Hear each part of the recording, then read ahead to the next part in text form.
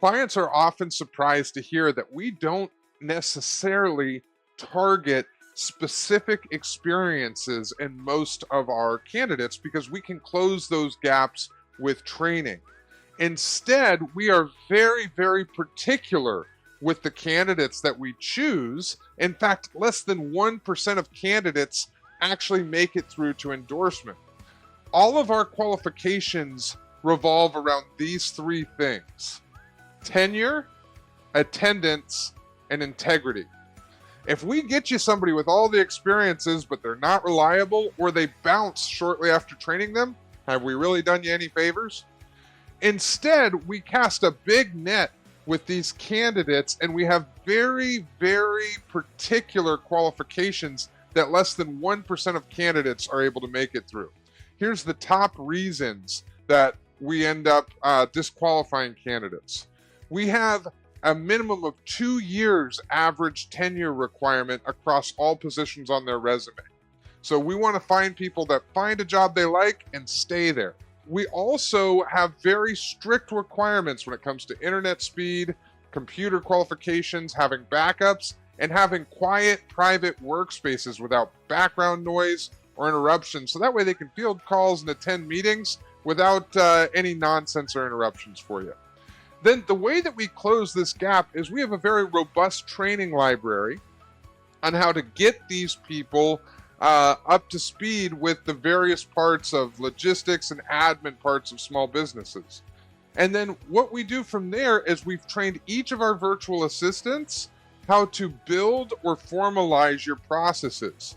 So we often target people with a background in project management and customer service because those are two really big industries where we can get a lot of candidates and cast that big net. And it also shows that they can multitask through project management, take responsibility for the outcome, and the customer service experience shows that they can de-escalate situations. They can be pleasant. They're good to communicate with. And so for a lot of different roles, we really prioritize these experiences. Now, when it comes to your specific processes, I could show you 10 businesses in your industries that have your same client size or what you're doing, and all of your processes are going to be looking different. So what we do to help get these people up to speed with what you need with this process development is really easy.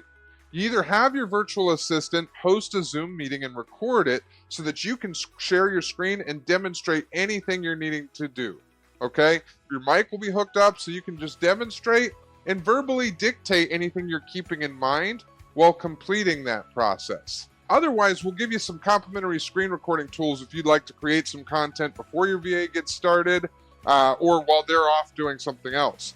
Then what your virtual assistant's going to do is they're going to review this recording and they're going to create a uniform step-by-step process and procedures document with links, screenshots, and every step of what you've demonstrated.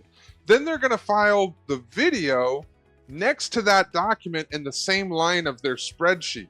So what they're doing is they're building a handbook on their position.